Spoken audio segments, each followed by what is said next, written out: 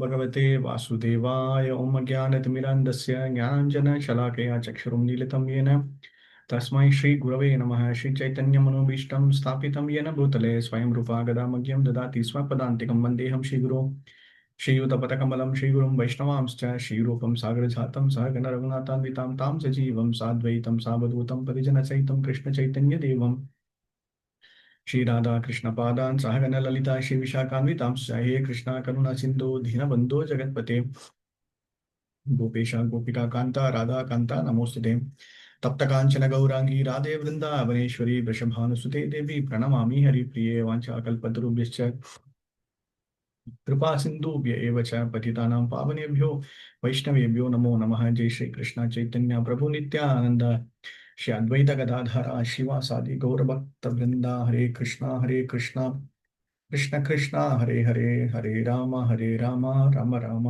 Hare Hare Hare Krishna. So we're continuing with Nectar of Devotions. We are in the chapter 10 today. 8 and 9 we finished in the last class, talking specifically about the different types of offenses that one should avoid, like from generally from Vedic literature, then Varaha Purana, then Padma Purana, all the Puranas, the first 32, not to do, more focused on deity worship and then activities. Second, how do we do our Vaishnava Sadachar in the temples? Third, when we uh, get association or get the blessings and seva for our acharyas, Prabhupada, our acharyas or spiritual masters, and then what is that we are supposed to do. This entire section we saw in the last class, even from Padma Purana, Varaha Purana, and then also Nama Aparad. One is Seva Aparad and the Nama Aparad. So now in Nama Aparad also we saw the major 10 aparadas that we should always avoid to to achieve that Krishna Prema, right? The desired success is to quickly achieve the Krishna Prema. So this is the one section that we saw. Then considerations of other important devotions. These are all the specific topics in which Rupa Goswami wants us to ensure that we are very uh, fenced, ring fenced, or protected, or focused towards our bhakti. So these things we have to ensure. How do we manage on a regular basis, like blasphemy we saw, then having tilaka and tulsi beads, the tilak marks and tulsi beads, then flower garlands, dancing before the deity, bowing down. So these are all in one way service, one way of serving, one way of ensuring that this our bodily representation or our way of doing it is all towards pleasing Krishna. Okay, following the deity, going to the temples, circumambulating the temples, Archana Paddhati, rendering service, singing, Sankirtana, Japa, performance of chanting, submission, humbly submission, okay, reciting notable prayers, whatever prayer. For example, you know Bhagavad Gita's Chatusloki, daily you can, when you come in front of Jagannath, please try to recite some of the slokas, okay? So that it will help you to recollect and recite also, and then it will give you like that level of bhakti towards presenting. So Krishna will be, Jagannath will be pleased to hear nice lokas or nice things from you. Okay, so we always do that. And partaking of prasadam, drinking charnamrita, smelling the incense and the flowers, touching the deity, all these things, seeing the deity, observing arati and celebration of the Lord. See, these are all some of the specific kind of instructions given to us that will enable us from our, what is the goal? What is the goal of all these things? What is the goal of all these things? To achieve Krishna Prema. To achieve Krishna Prema, moving from Vaidhi Sadhana Bhakti to the Bhav Bhakti. Okay. From a goal perspective, all these Vaidhi Sadhana Bhakti, from this Vaidhi Sadhana Bhakti, how do I grow towards that particular Bhav Bhakti? Okay, so you have achieved Nishtha, you have to get that Bhava, the Prema and the Ruchi, you have to get that Ruchi means follow all these things, then we will get it. Okay. So this chapter is all about hearing, techniques of hearing and remembering. So last class also we were talking about how do we ensure we are alert, we are always in the consciousness to hear about the Supreme Lord and remembering also. Okay, so yeah, we can just quickly read through, but yeah, this is one way of quickly reading. Okay, just keep reading. So this is again, as I mentioned, from the from the chapter perspective, we are somewhere here between 8th and 9th. So this first section of part A will get completed about all the aspects of transcendental devotion service till till chapter 14. Okay, this is one section we can see, or you can have it together also. That's okay. Till 14, it is all about thing, and then finally, last 6 chapter is just about spontaneous. This bhakti portion. Okay, so we have finished till chapter 9. So we quickly read that. Okay, so I'm just seeing if you have missed something. Definition of bhakti, waves of bhakti, Samanya Bhakti, Sadhana Bhakti, and Bhavani. So all that we are trying to do is only the Sadhana Bhakti portion of it. Okay.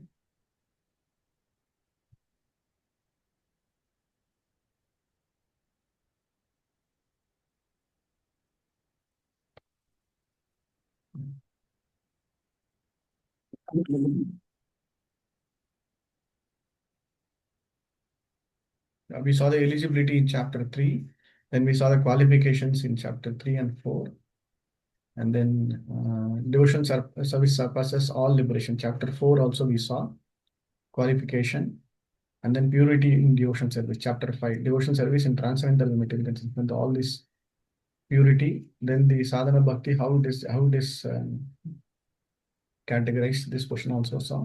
Then the pravritti seenalam and then nivritti seenalam, all those. So this portion also we saw from chapter 6 to 13. Okay, so 6 to 13 is what we saw. In the last class, we saw about what is the accepting the spiritual master is the most important crucial point. This also we saw the real reason of observing the Ekadasi is what? To minimize the demands of the body. Okay, so that we engage more in the devotion service. Yeah, these things we saw in the last class. Okay, seventh and eighth. Okay. Taking purified prayer, enthusiastic dancing, offering obeisances, and then going to places, circumambulation, worship, upacharanam, all those things also we saw. And then we saw the save aparad and nam aparad in the last class, 8th section, 32 offenses and 29 offenses and 10 offenses against them. Okay, this also we saw. And further considerations in this two things very important we need to understand what is meant by laulyam and laulya lalasamai. Okay, this is a very kind of a technical term, but you have to remember this. Laulyam means the hankering and eagerness to serve. It is not directly the eagerness. Okay, what is meant by laulyam is that how to be ready for Krishna. Like when you start worshipping, when you start performing the devotion service, slowly from Vaidhi Sadhana Bhakti, this is an entry towards the Bhava Bhakti. Like, no, you get that so much of ecstatic emotion, and then this one that, oh, I have to do, I like this. Oh, Krishna is this one. So it is very hot today. Krishna will be suffering. Oh, it is very cold today. Then we have to reduce the AC. Like that, every moment we start having that bhavas part of serving Krishna. That is called as laulyam. Okay. In any particular type of service, it's not about only that direct deity worship. Even if you see any kind of a jivatma, how do I give prasadam? What is this happening? So everywhere, when you try to start connecting with Krishna, it is called as laulyam. Okay, but the same thing with that excessive eagerness for meeting, serving Krishna. The next level of laulyam towards reaching Balaji Prabhu. Yeah. So the excessive eagerness. So the initial portion of understand the concept very clearly.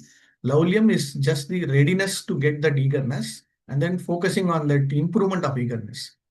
And Lalasamaya is the highest level of um, uh, the eagerness in which you will forget, you will leave out anything and everything just only for Krishna. Okay, so that you will for example, this is directly exhibited in the Vrajavasis, especially in the gopis. So whatever their mind, whatever their activity that they do, it is all Lalasamai. Lalasamai means that Lalasa means that the Lalasa, the word Sanskrit word is called from different concept of Ullasa. Ullasa means like enthusiasm, like now that eagerness. Okay, even in Sanskrit, from Sanskrit you have it in all Indian languages also, either in Hindi or in Tamil, Sanskrit, Telugu, whatever it is. That ullasa means that the moment you think about it, you get that joy inside. Whether you are going and enjoying is a secondary aspect. The moment you think about it, you get that ullasa into your mind, right? So that is what is the goal. Okay, the only price for sunshine enter is the laulya lalasmi. So what is that highest price that we have to do is that nayanam galada shudharya vadanam ruddhya gira, like vadanam. So the moment you think about Krishna's this one, you will start getting that tears, right? You have to start getting that tears.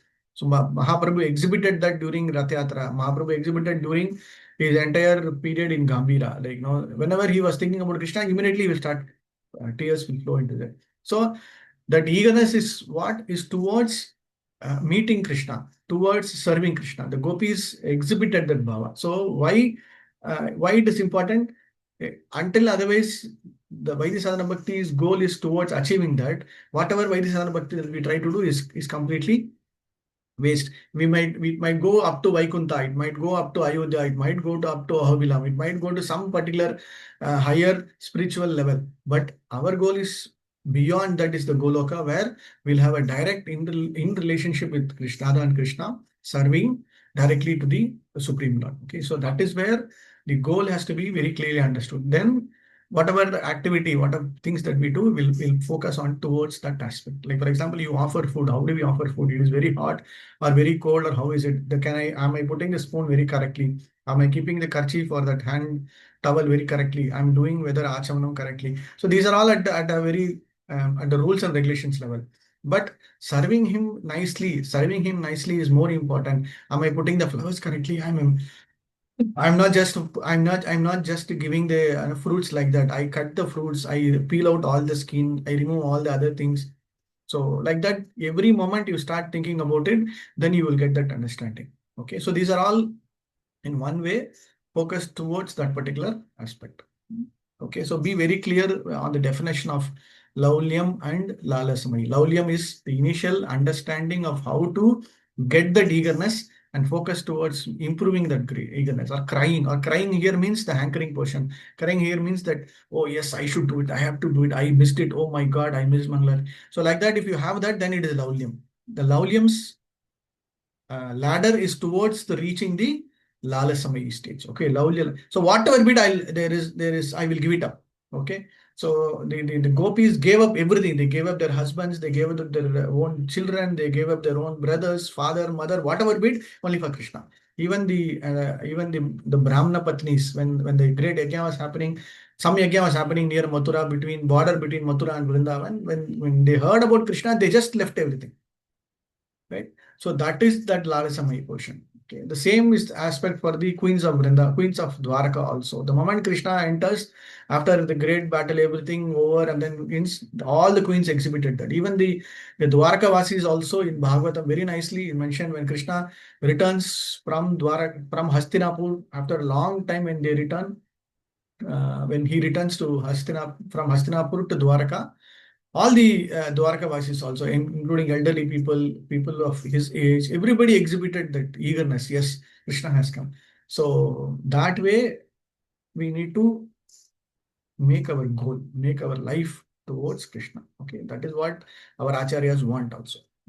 So it need not be it need not be explicitly exhibited outside. For ladies, Matajis, it might look very emotionally attached and they'll do it. For Prabhus, the emotional quotient will be there, but it will not be exhibited outwardly. That is okay. So it doesn't matter. But what matters is what is that emotional quotient that we try to uh, um, improve upon on a regular basis is through this Vaidhi Sadhana Bhakti, the rules and regulations. Okay, so that we are able to get that achievement. Okay, I'm trying to repeat the same thing again and again because that is what Prabhupada wants. That is what Rupa Goswami wants. That is what our acharyas wants. And that is what we are trying to read through Bhakti Shastri. Okay, it is not only just reading the portions and then completing and taking an exam and then going it. This is just one portion of it. Nobody is going to bother about it. It's just a certificate portion. But after that, what is it is what you need to see. What is that eagerness to read again and again? What is the eagerness to read again the same scriptures? What is the eagerness to read Bhagavatam again and again? Is what will determine your focusing on that laulyam or the Ladasamahi portion. Okay. Then we saw about drinking Charanamritam also. So Charanamritam is also very important. So one will get an eligibility to go to Supreme Lord's kingdom. Okay, that also we saw. Then we saw this singing, Sankirtana, chanting. Krishna Namaha is to attain, is the means to attain all goals. It bestows fruit of heaven and liberation to devoted persons who chant it. Okay, so initially, whatever japa that we try to do, you will get normal any kind of a benefit. Okay, but focus is towards Brahma. Okay, smelling incense, touching the water, all those things also we have seen. Seeing the deity, seeing the Aarti ceremony, hearing, looking for Krishna's mercy, remembering meditation, servitude, friendship.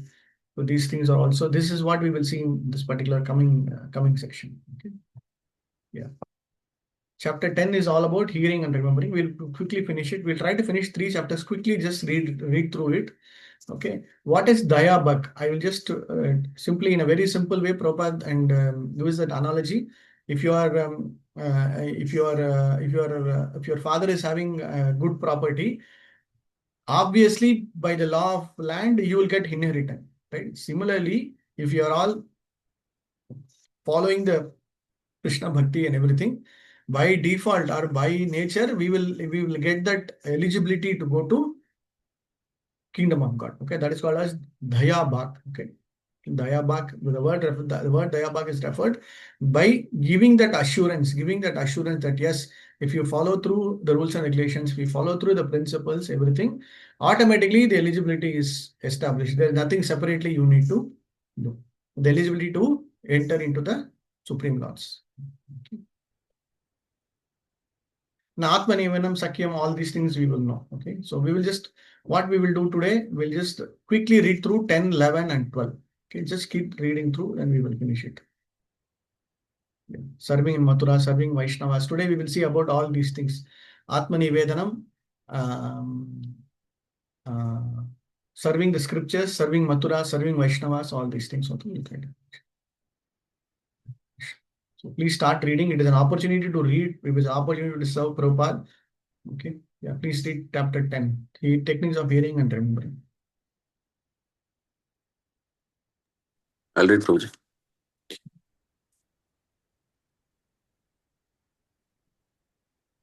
Techniques of Yeah. Chapter 10, Techniques of Hearing and Remembering. Hearing. The beginning of Krishna consciousness and devotional service is hearing. In Sanskrit called Shravanam. All people should be given the chance to come and join devotional parties so that they may hear. This hearing is very important for progressing in Krishna consciousness. One who links his ears to the transcendental vibrations through oral reception quickly becomes purified and cleansed in the heart. Lord Chaitanya has affirmed that this hearing is very important. It cleanses the heart of the contaminated soul so that he becomes quickly qualified to enter into devotional service and understand Krishna consciousness. In the Garuda Purana, the stress on hearing is expressed very nicely. It is said there, the state of conditioned life in the material world is just like that of a man lying unconscious, having been bitten by a snake. This is because both such unconscious states can be ended by the sound of a mantra. When a man is snake bitten, he does not die immediately, but first becomes unconscious and remains in a comatose condition.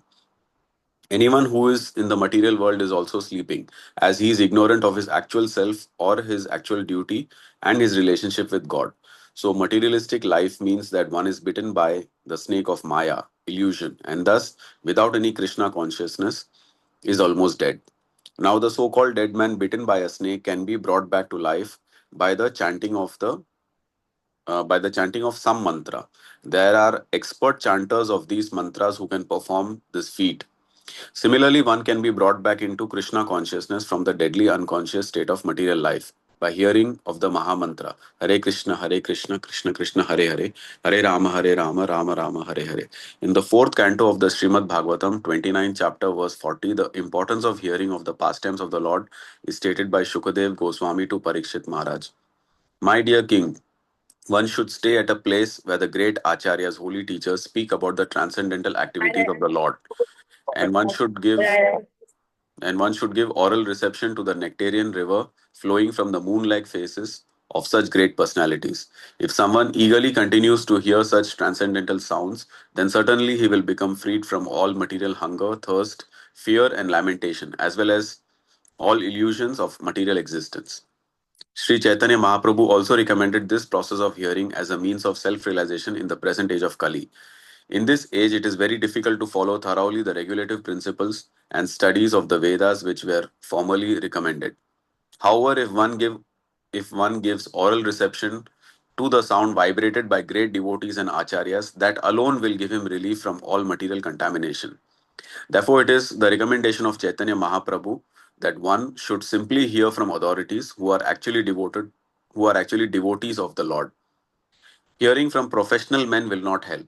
If we hear from those who are actually self realized, then the nectarian rivers, like those which are flowing on the moon planet, will flow into our ears. This is the metaphor used in the above verse. Thank you, Prabhu. Can somebody else read? Hare Krishna. Yeah. Hi. As stated in the Bhagavad Gita, a materialistic person can give up his material hankering only by becoming situated in Krishna consciousness. Unless one finds a superior engagement, he will not be able to give up his inferior engagement. If the material world in the material world, everyone is engaged in the illusory activities of the inferior energy.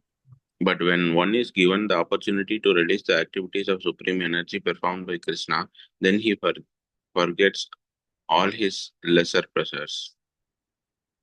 When Krishna speaks on the battlefield of Kurukshetra to the materialistic person, it appears that this is simply talk between two friends, but actually it is a river of nectar flowing down from the mouth of Sri Krishna.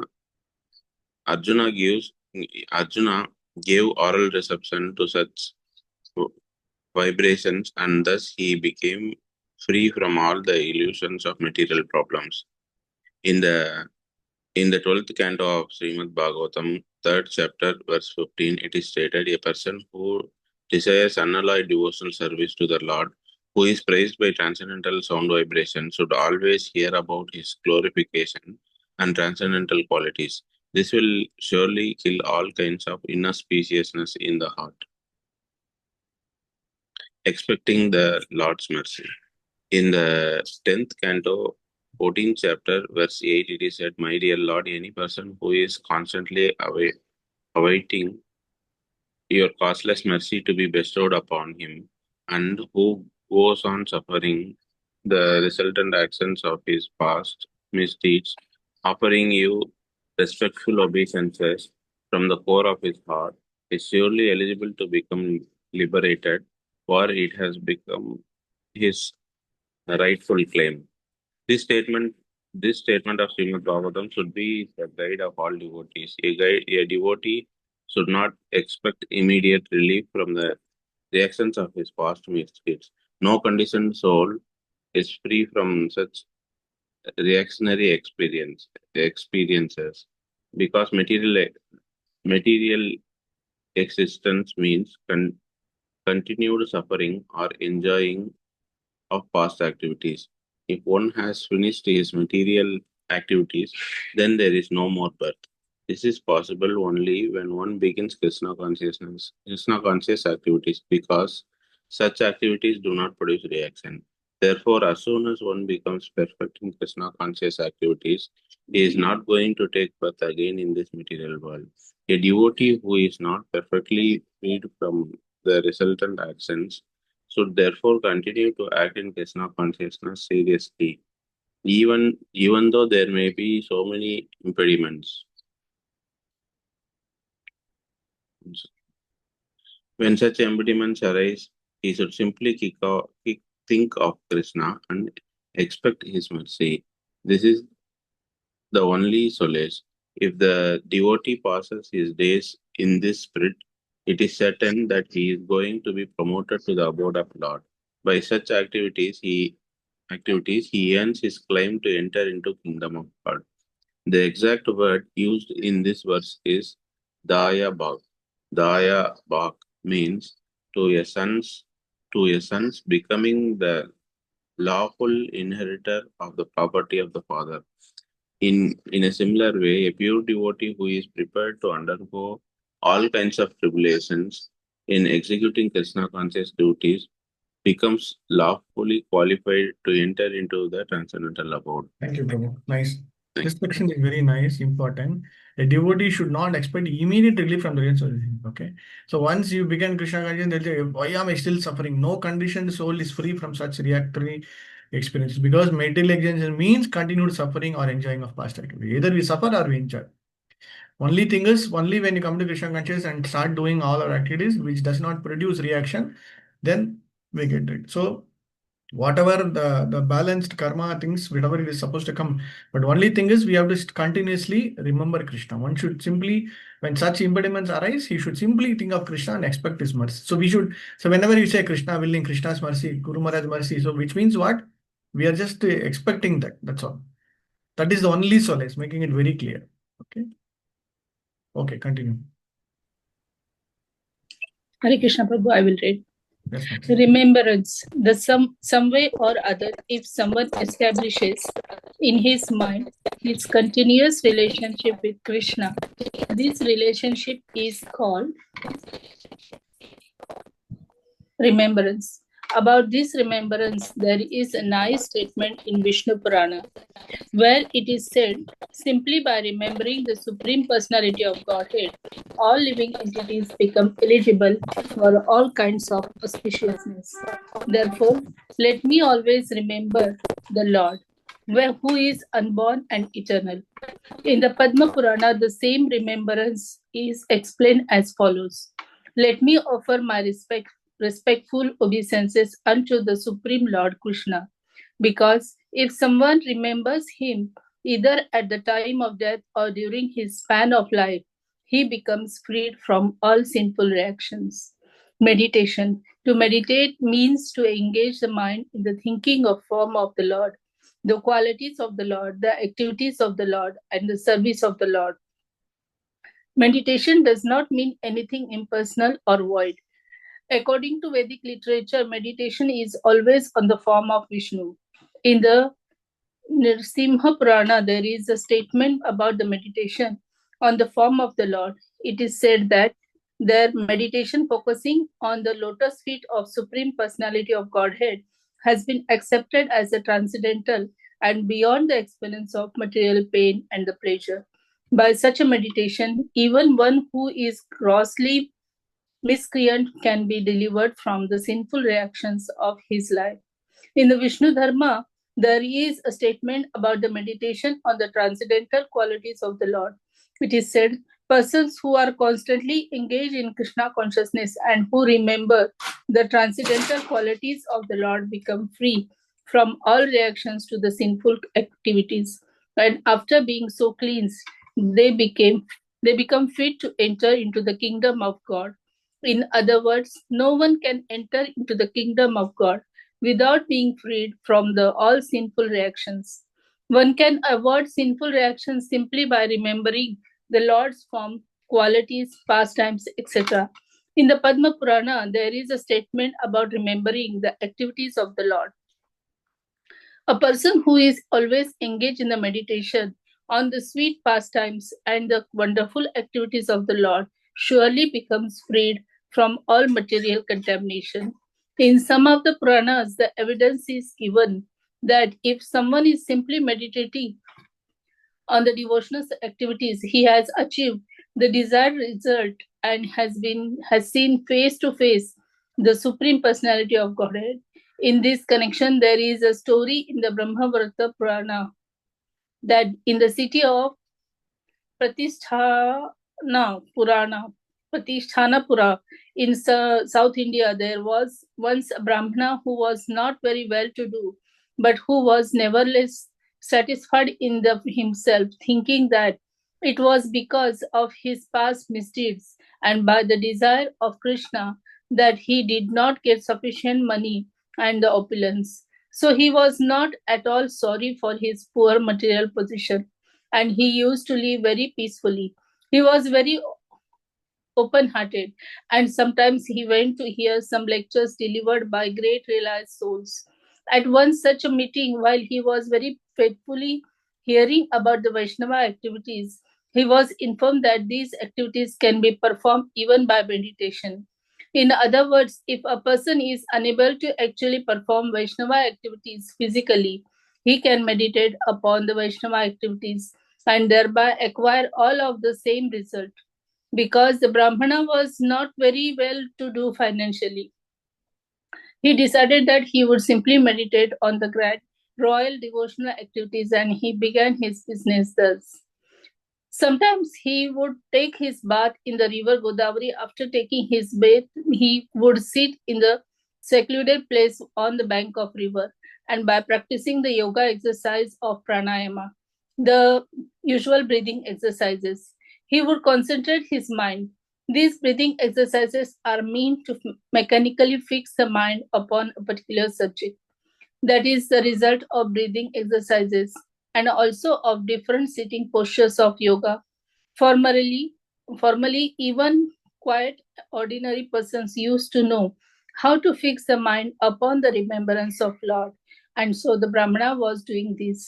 When he had fixed the form of the Lord in his mind, he began to imagine in his meditations that he was dressing the Lord very nicely in costly clothing with the ornaments, helmets, and the other paraphernalia.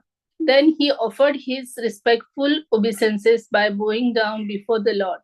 After finishing the dressing, he began to imagine that he was cleaning the temple very nicely. After cleansing the temple, he imagined that he had many water jugs made of gold and silver, and he took all those jugs to the river and filled them with the holy water. Not only did he collect water from the Godavari, but he collected from the Ganges, Yamuna, Narmada, and Kaveri. Generally, a Vaishnava, while worshipping the Lord, collect water from all these rivers by mantra chanting. This Brahmana, instead of chanting some mantra, imagined that he was physically securing the water from all these rivers in the golden and silver water pots. Then he collected all kind of paraphernalia for the worship: flowers, fruit, incense, and sandalwood pulp. He collected everything to place before the deity. All these waters, flowers, and the scented articles were then very nicely offered to the deities to their satisfaction. Then he offered arati, and with the regulative principles, he finished all these activities in the correct worshipping method. He would daily execute similar performances as his routine work, and he continued to do so for many years. Then one day, the Brahmana imagined in his meditations that he had prepared some sweet rice and milk and sugar with offered the preparation to the deity. However, he was not very satisfied with the offering because the sweet rice had been prepared recently and it was still very hot. This preparation sweet rice should not be taken hot. The cooler the sweet rice, the better it tastes. So, because the sweet rice had been prepared by the Brahmana very recently, he wanted to touch it so that he could know whether it was fit for the eating by the Lord. As soon as he touched the sweet rice pot with his finger, he immediately was burned by the heat of the pot. In this way, this meditation broke. Now, when he looked at his finger, he saw that it was burned, and he was wondering in the astonishment how this could have happened because he was simply meditating on the touching the hot sweet rice. He never thought that his finger would actually become burned. While he was thinking like this in Vaikuntha, Lord Narayana, seated with the goddess of fortune Lakshmi, began to smile humorously. On the seeing this smiling of Lord, all the goddess of fortune attending the Lord became very curious and asked Lord Narayana why he was smiling. The Lord, however, did not reply to their inquisitiveness, but instead immediately sent for the Brahmana. An aeroplane sent from Vaikuntha immediately brought the Brahmana into the Lord Narayana's presence. When the Brahmana was thus present before the Lord and the goddess of fortune, the Lord explained the whole story. The Brahmana was then fortunate enough to get an eternal place in Vaikuntha in the association of the Lord and his Lakshmis. This shows how the Lord is all pervading in the spite of his being locally situated in his abode. Although the Lord was present in Vaikuntha, he was present also in the heart of Brahmana. when he was meditating on the worshipping process. Thus, we can understand that things offered by the devotees, even in the meditations, are accepted by the Lord and they help one achieve the desired result. Hare Krishna. Hare Krishna. The desired result of Krishna Prema. Hare Krishna. Thank you, Mataji. So nice story, importance of meditation. We know this story, right? The even in Chaitanya Charitamrita, there is one brahmachari. Okay, his name is. Does anybody know him? Okay, when Chaitanya Mahaprabhu decided to go to Vrindavana via Kanai Natashala, this Nashima Brahmachari, he said, okay, Mahaprabhu, I'll go before you, then I'll do whatever. So he starts meditating. So what does he do is so Mahaprabhu goes via Kanai Natashala. The problem was when he started moving, so many devotees started following him. Okay, so when the moment he reached Kanai Natashala, there he stopped and then everybody advised him to go back because you cannot go with this entire parivar. So he returned back. But during that episode, there was one brahmachari called as Narsimha Brahmachari. His name is Narsingha Brahmachari. So, what is Narsimha Brahmachari will do now? He will start contemplating the same like this Brahmana. Oh, Mahaprabhu is going to walk.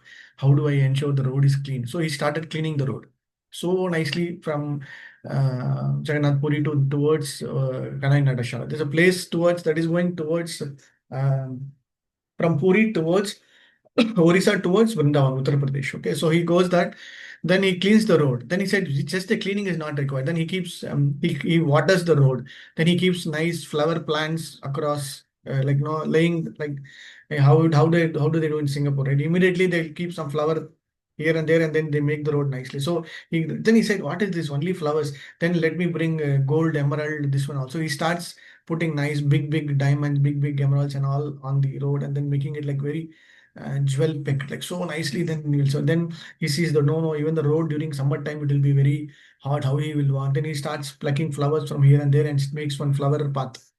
So like that he will start contemplating so and then suddenly during his contemplation he starts putting the road from Puri towards Vrindavana. His goal was to put towards Vrindavan. Okay, he starts laying the road, he starts loading, but how do they lay the roads by section?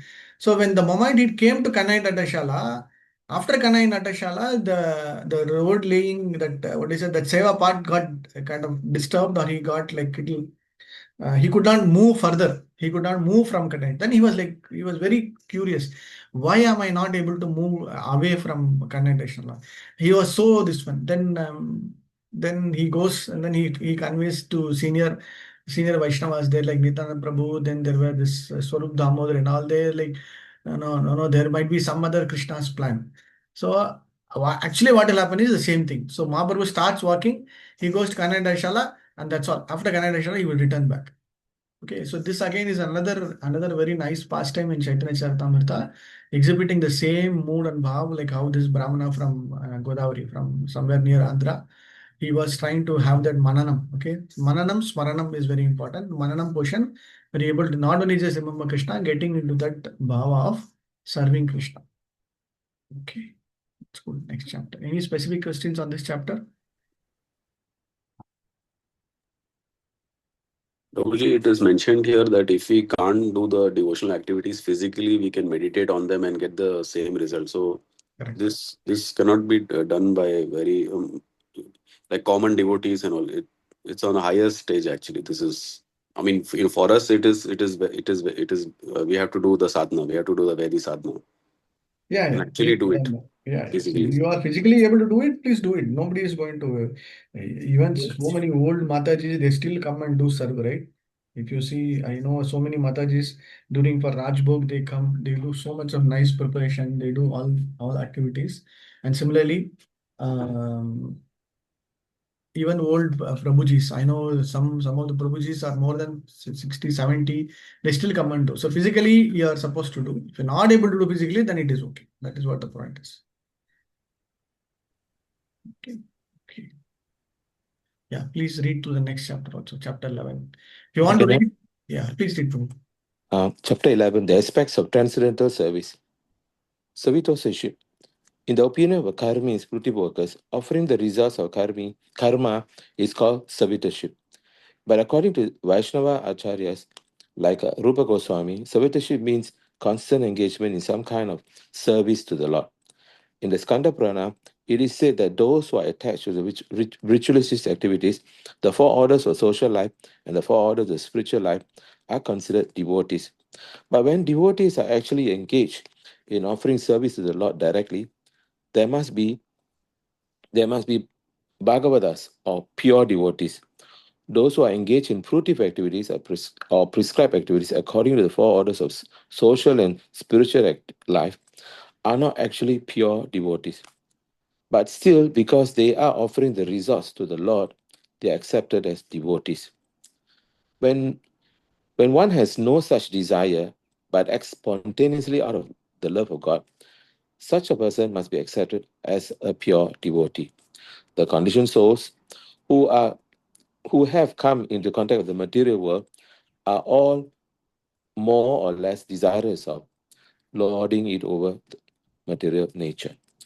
The system of Varnashrama and the prescribed duties under the system are so designed that the conditioned soul may enjoy in the material world accordingly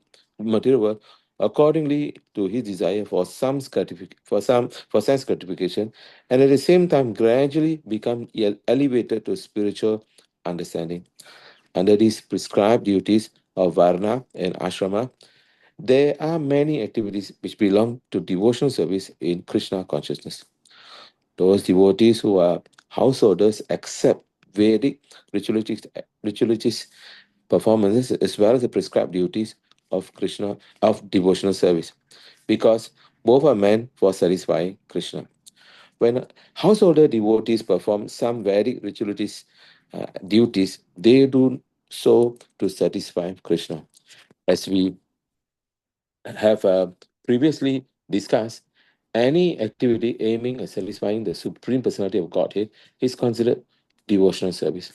Srila Rupa Goswami described one who is fit for becoming engaged in the devotional service. He says that persons who are neophytes and who have developed a little love for Godhead are not interested in the activities of sense gratification in preparation in their devotion. But if there is still some attraction for such gratifying activities, the results of such activities should be offered to Krishna. This is also called engagement in the service of the Lord, with the Lord as the master and the worker as the servant. In the Naradiya Purana, there's a statement of how this servicemanship is transcendental. It is said that it is said there that a person who is constantly engaged in devotional service by his body, mind, and words, or even a person who is not practically engaged but is simply desiring to do so, is considered to be liberated. Thank you, Prabhu. So this is more from the Shantarasa perspective, directly having engagement in the service of the Lord. Okay, so that slowly even Dasya Rasa also. It is more of sorry, what I want to say. Dasya Rasa, sorry. It is more of in the mood of servitorship. Like if okay, I am the servant and he is my master. That's all. So I have to serve my master nicely so that my master is happy. If my master is happy, I am happy. So that is the mood of a servant, right? So master, he knows that master will take care of me very nicely. Master will ensure my protection. Master is always there to protect me. So I will serve my master. Full stop. That's all. Right. So that is in the mood of devoted service, in the mood of servitorship. Thank you, Prabhu. Okay. Hare Krishna. So every week, Ramananda Prabhu will come, or every alternative he will come morning, Saturday morning. Then he will do very nice service to Srila Prabhupada, changing his dress, making his dress, washing, cleaning it, ironing it, and then bringing everything. That is one very nice service, and also he does the darshanarti, like every weekend I've seen. So it is all, in a way, as I mentioned, it need not be like explicitly shown outside, but there are so many devotees in our temple, in our center. There are so many who not able to regularly come also, but still they are connected with Krishna through their way of worship. Okay. Thank you, bro. Yeah, please continue. Devotional service in friendship. Devotional service in friendship can be divided into two categories. The first is to act as the confidential servant of the Lord, and the other is to act as the well-wisher of the Lord. The devotee who has confidence in devotional service to the Lord systematically follows the rules and regulations with the faith that he will achieve the platform of transcendental life. The second type of devotional service is to become a well-wisher of the Supreme Personality of Godhead. In Bhagavad Gita, it is said that the Lord accepts a preacher as the most dear servant. Anyone who is preaching the confidential message of the Gita to the people in general, is so dear to Krishna that no one can be equal to him in human society.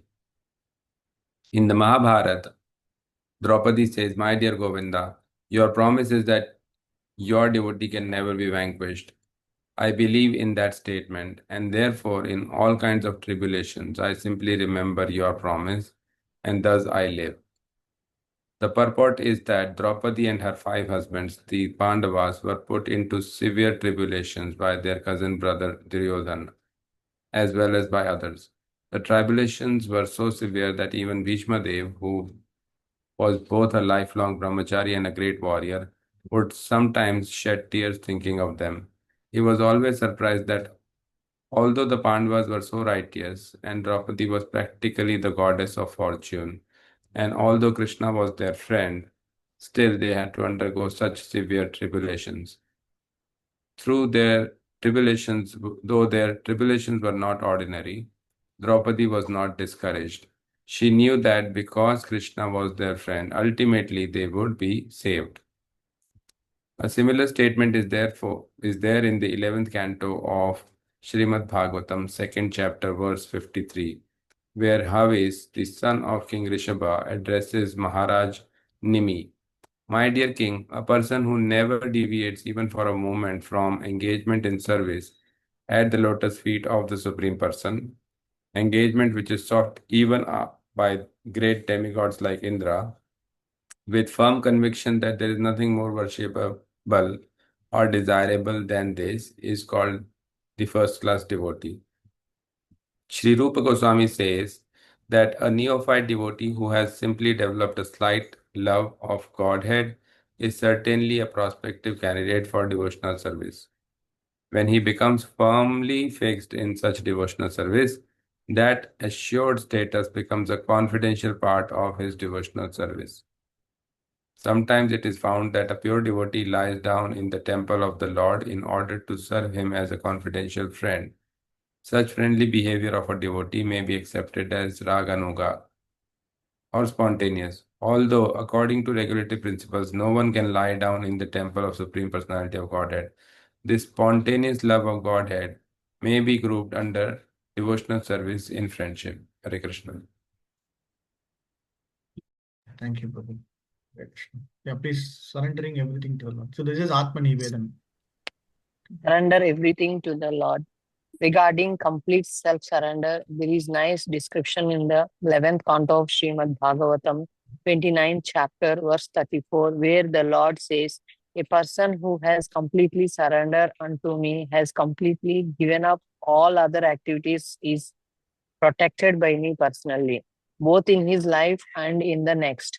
In other words, I wish to help him become more and more advanced in spiritual life. Such a person is to be understood as having already achieved sati, having equal opulences with the Supreme. It is confirmed in Bhagavad Gita that as soon as a person surrenders unto the lotus feet of Krishna, Krishna takes charge of him and gives him a guarantee of protection from all sinful reactions.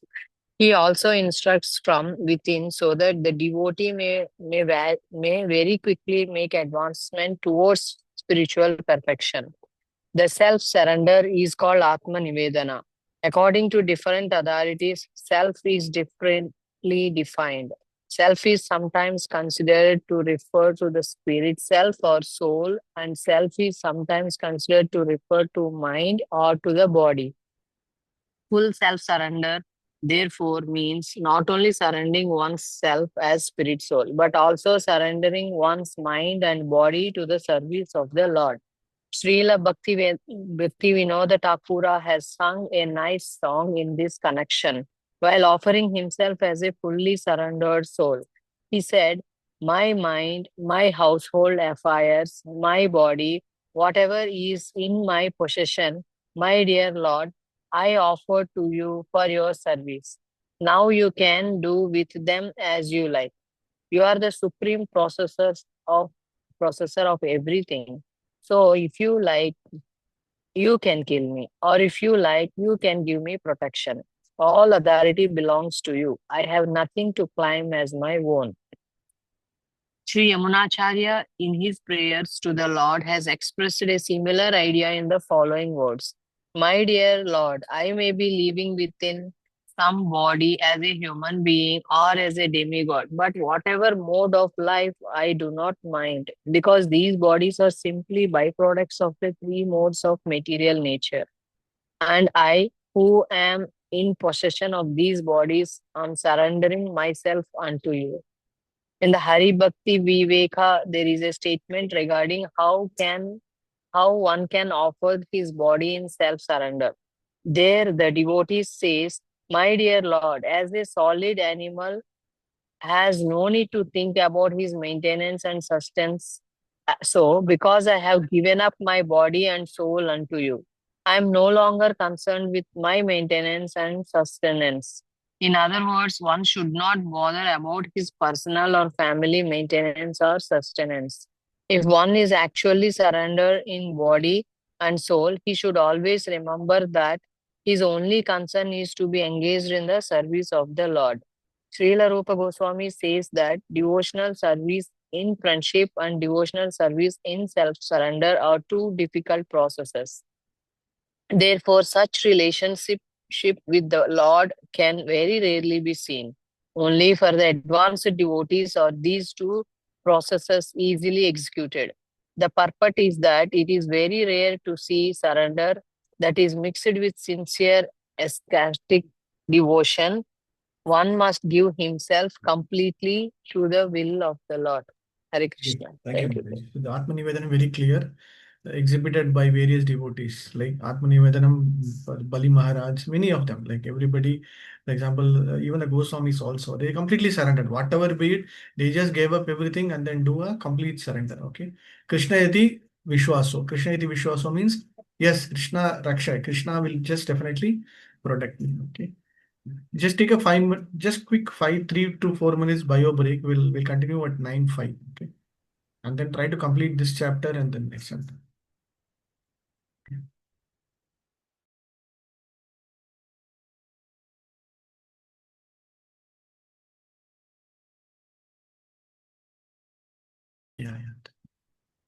So thank you, Prabhu. So even higher than the worship of the Lord is the worship of the Lord devotees. Okay, this is very important point, and yeah, this point is also very important. Lord Krishna becomes pleased with him. A person who casually keeps such literature at home and offer respectful obeisances to become freed from all sinful reactions. This is like very important. Ultimately becomes worshipable by the demigods. Even devatas will come and worship the persons who are. So ultimately, persons who are able to understand the importance of Bhagavatam, importance of all the literatures, they will keep it nicely and then worship that, right? Now, so even they also become worshipable by the demigods. Okay, very important point. Okay. Continue. Whosoever not yet read. Shall I read, Prabhu? Mataji, please, Mataji. Serving the Lord according to one's position. In the Padma Purana, there is a statement that one should perform the ceremonies for the Lord according to one's financial position. Everyone should observe the different ceremonies and celebrations of the Lord by all means, performing devotional service in Kartika. One of the most important of these ceremonial functions is called Urja Vrata. Urja Vrata is observed in month of Kartik, October, November, especially in Vrindavan. There is a specific program for temple worship of the Lord in his Damodara form. Damodara refers to kings being bound by rope by his mother. Mother Yashoda. It is said that just as Lord Damodara is very dear to his devotees, so the month known as Damodara Kartika is also very dear to them.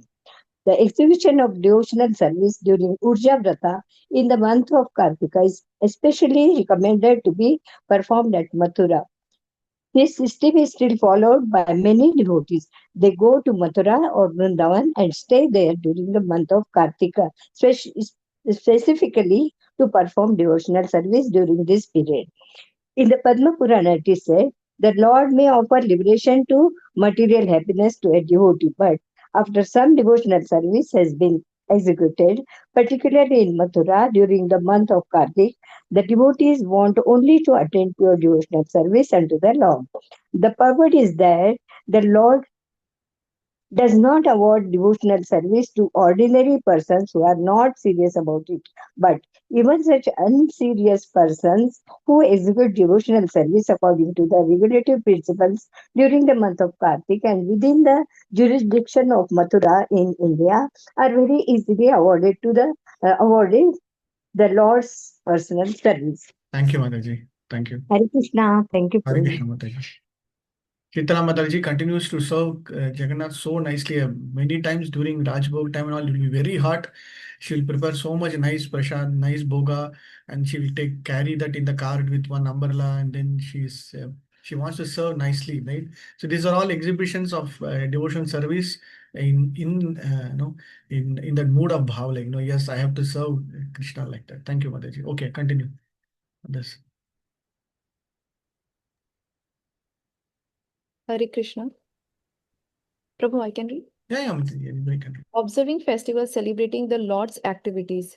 In the Bhavishya Purana, there is a statement about the observing different ceremonies celebrating the Lord's appearance, birthday, and other transcendental activities. It is said, My Lord Janardhana Krishna, please let us know the date when your mother Devki Devi gave birth to you. If you kindly inform us about this, then we shall observe a great celebration on this day.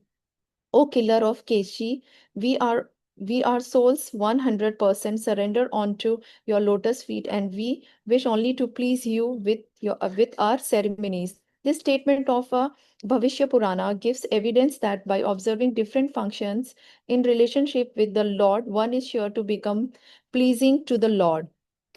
Serving the deity with great devotion. It is said in the Adi Puranas, a person who is constantly engaged in chanting the holy name and who feels the transcendental pleasure being engaged in devotional service is certainly awarded the facilities of devotional service and is never given just mukti, liberation. Mukti means liberation from the material contamination. When liberated, one does not have to take birth again in the material world.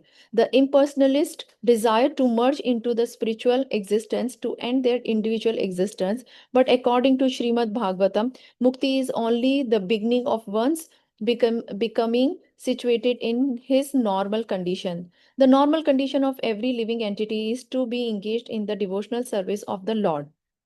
From the statement of a Adi Purana, it appears that the devotee is satisfied simply with being engaged in devotional service. He does not aspire for any liberation from material, conditional life. In other words, anyone who is engaged in devotional service is not in the material condition of life, although he may appear so.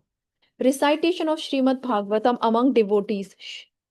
Srimad Bhagavatam is the desire tree of Vedic wisdom.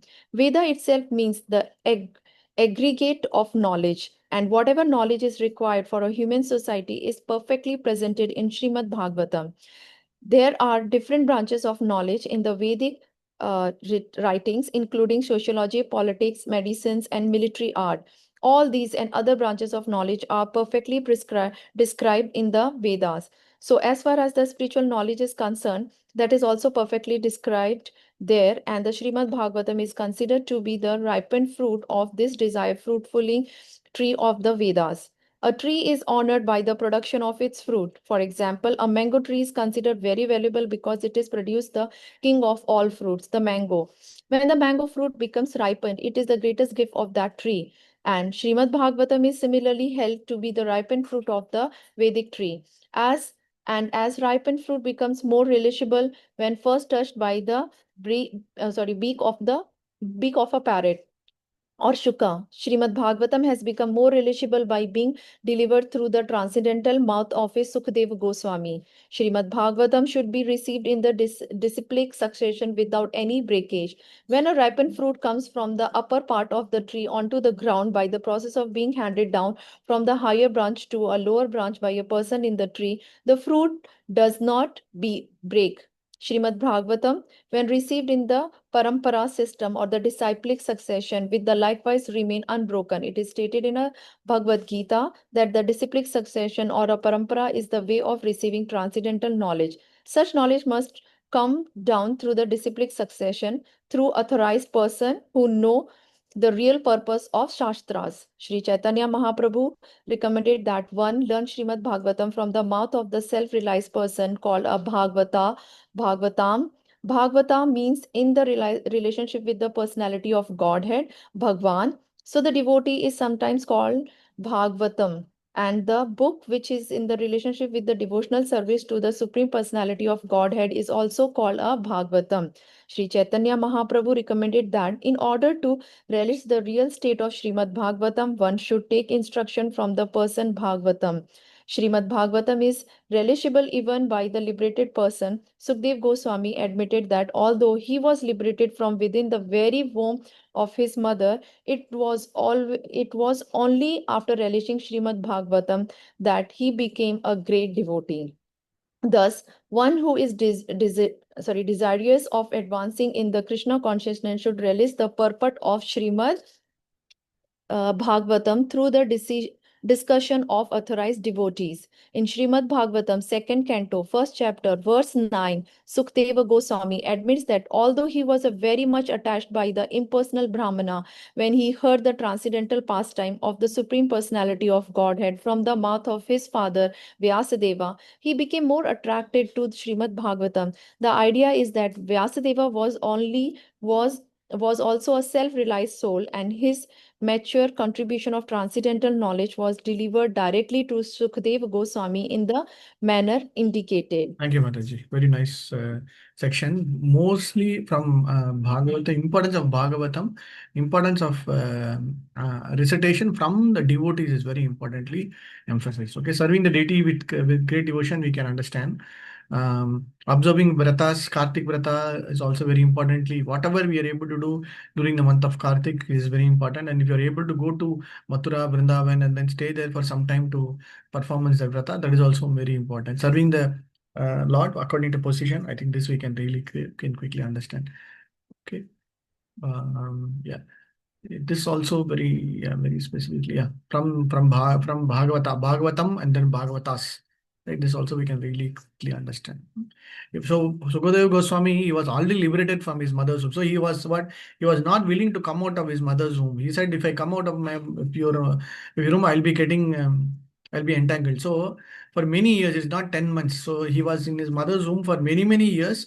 Some say 10 months, sorry, 10 years, some say 18 years, but whatever be it, it is not just 10 months, it is many years. Then after his father assures him that no, don't worry, you will be protected, I will ensure you everything, then he comes out.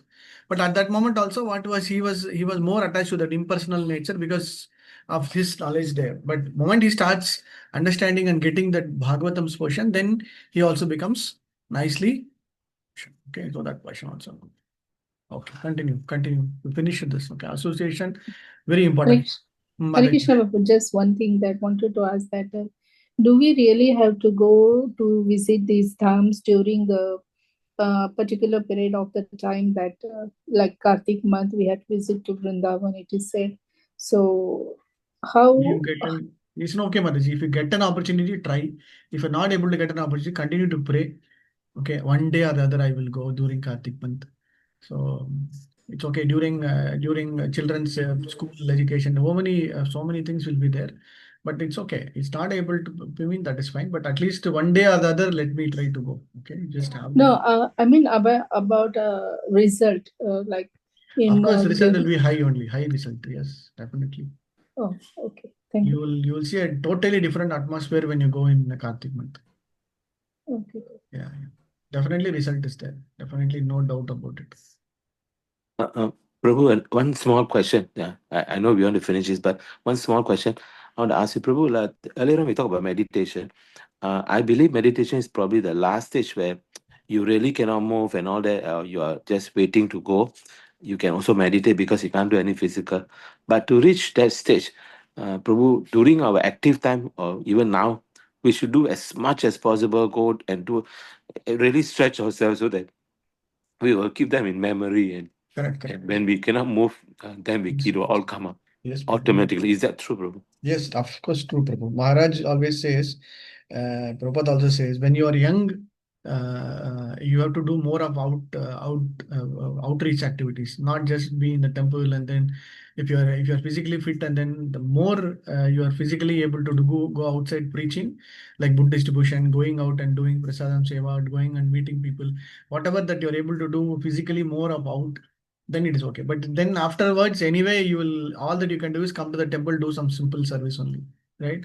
So my suggestion is always, if you are young, please go out. Try to preach anybody, try to cultivate, try to do book distribution, whatever is possible physically, we should do. Anyway, at the old age, we always have our shelter. We always can do some simple seva only, right? So whichever is possible, with more this one, we should do. Yes, Prabhu. Thank you, Prabhu. Thank you. See, even in old age, now also I know Narasimha Maharaj, even in Janardhan Maharaj, so many Maharaj, they, even at old age, they go out and do book distribution, right? Just to demonstrate that, yes, young people also should be able to do more of seva. In fact, in some temples, they will say above 50 only should come and serve other activities. Less than 50 years means you should do more of book distribution, outreach programs, go and talk with new persons, engage more external activities. Okay, so that is what they'll prescribe. Okay, yeah. Thank you. Continue. I'll read, Prabhuji. Please. Anybody? Yeah. Associating with advanced devotees. The importance of discussing Srimad Bhagavatam in the society of pure devotees was explained by Shaunak Muni during the meeting at Naimisharanya in the presence of Suta Goswami. Suta Goswami confirmed that if someone is fortunate enough to associate with a pure devotee of the Lord even for a moment, that particular moment is so valuable that even those pious activities that can promote one to the heavenly planets or give liberation from material miseries cannot compare to it. In other words, those who are attached to Srimad Bhagavatam do not care for any benefit derived from elevation to the higher planetary kingdoms or for the liberation which is conceived of by the impersonalists. As such, the association of pure devotees is so transcendently valuable that no kind of material happiness can compare to it. In the Hari Bhakta Shubhodaya, Sudhodaya, there is a conversation between Prahlad Maharaj and his father Hiranyakashipu, in which Hiranyakashipu addresses Prahlad in this way: My dear son, association is very important. It acts like a crystal stone, which will reflect anything which is put before it. Similarly, if we associate with the flower like devotees of the Lord, and if our hearts are crystal clear, then certainly the same action will be there. Another example given in this connection is that if a man is potent and if a woman is not deceased, then by their conjugation there will be conception. In the same way, if the recipient of spiritual knowledge and the deliverer of spiritual knowledge are sincere and bona fide, there will be good results.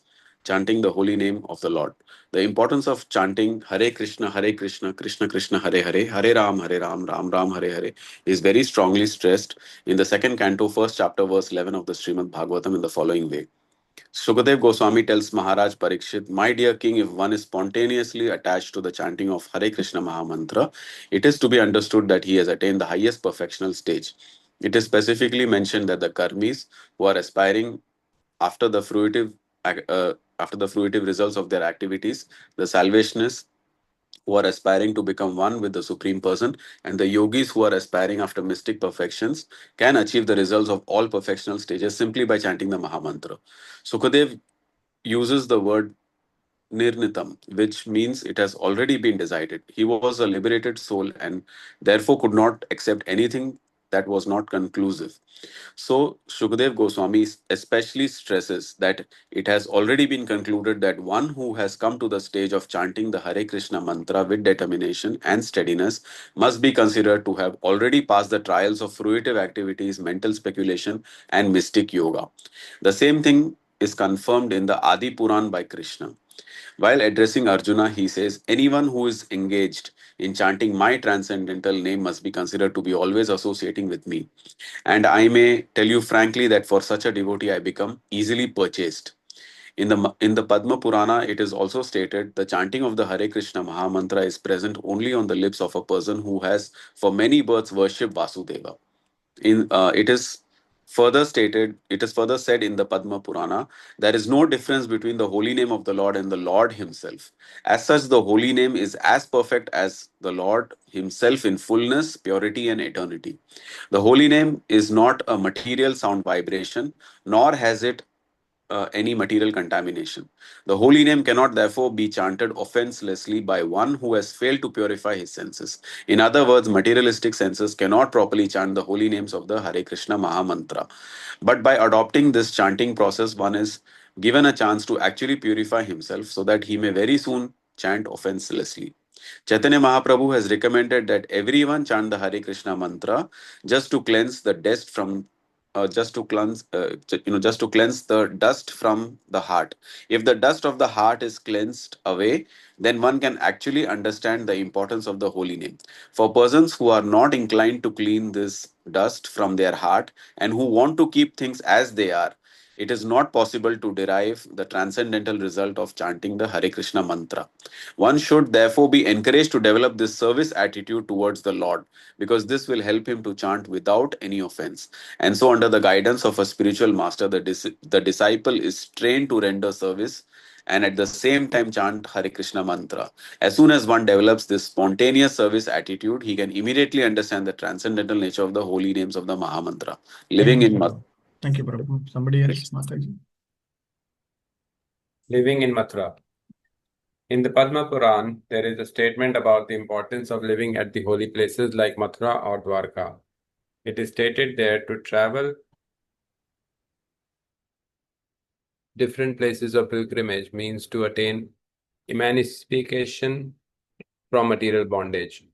This emancipation, however, is not the highest perfectional stage. After attaining this liberated stage, one has to become engaged in devotional service to the Lord.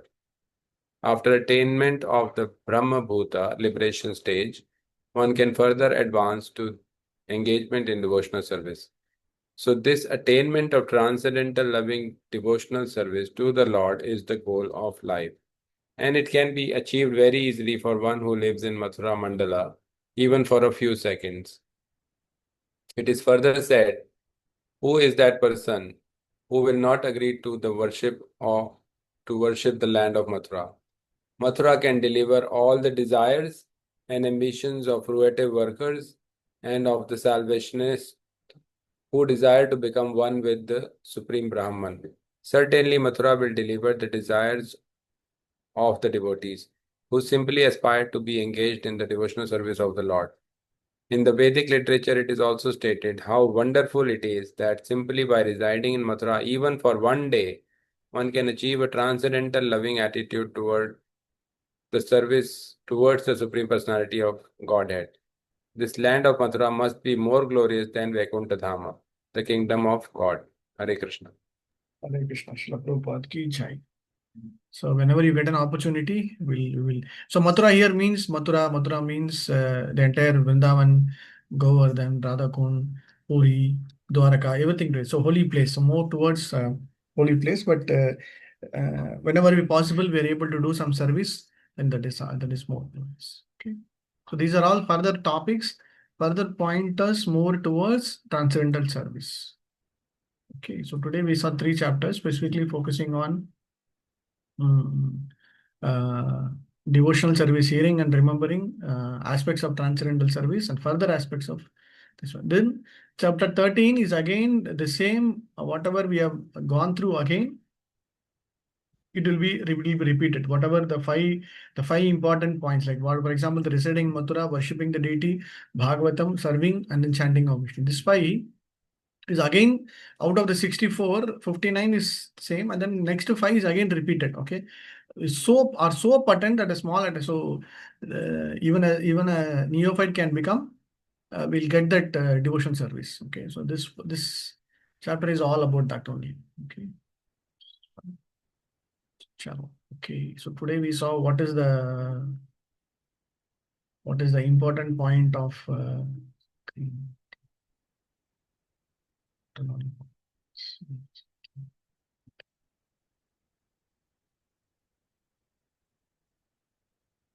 we started with 10th chapter, Dhaya Bhak we saw, then Sakyam Atma Nivedana portion, surrendering unto the Lord. We saw hearing importance, hearing from the revealed scriptures. We saw rendering service to devotion. We saw offering Atma Nivedanam, offering oneself, performing all endeavors for Krishna, the importance of Tulasi, revealed scriptures, serving Mathura, serving Vaishnavas, observing Vrata, and then importance of festivals we saw. And then Krishna's advantage, joyfully performing service to the Lord, having the tasting the objective of Srimad Bhagavatam, association with devotees, glorification of Nama, the names Nama Sankirtan, and finally we saw the residing in Madura. Okay, so one thing that we need to understand is Rupa Goswami, he brought so much of content from various books, right? Padma Puran, Varaha Puran, Bhavishya Puran, Hari Bhakti Sudodaya, Adi Puran, so many, Garuda Puran. What is the essence is all the essence of all Puranas is condensed and then given to us so that we don't have to go into revealed scriptures of all the 18 Puranas, 908 Upanishads, everything. Our focus is only devotion service. And then whatever our Acharya has recommended, we just follow. So that is where you will see that that they have done so much of activity for us. All that we have to just take it up and then the relation. That's all. Okay. Now, this 5, the some important points that whatever we have seen today is what among the 64 may be classified as group activities, some as solitary activities. So as group we can do, as individually we have to do. Like for example, chanting we have to do individually, or as group we can do. Kirtan we can do it together. So those specific points also. And the Vaidhi Bhakti or the Sadhana Bhakti portion of it is mentioned. Okay. Okay, we'll continue this in the next class. Okay. Yukta Vairagya and Falgu Vairagya portion will come. And then, yeah, these 5 important points, like, association with the devotee, hearing Bhagavatam, chanting, worshipping, and reciting. This ABCD, you should have to remember. Hare Krishna. Srimad Bhakti Rasamrita Sindhu ki jai, Srila Prabhupada ki jai. Jai. Thank you, Prabhu. Hare Krishna. Hare Krishna. Thank you, Prabhuji. Thank you, Dandavat pranam. Prabhuji. Hare Krishna. Pranam Prabhu. Pranam Prabhu. Hare Krishna. Thank you for all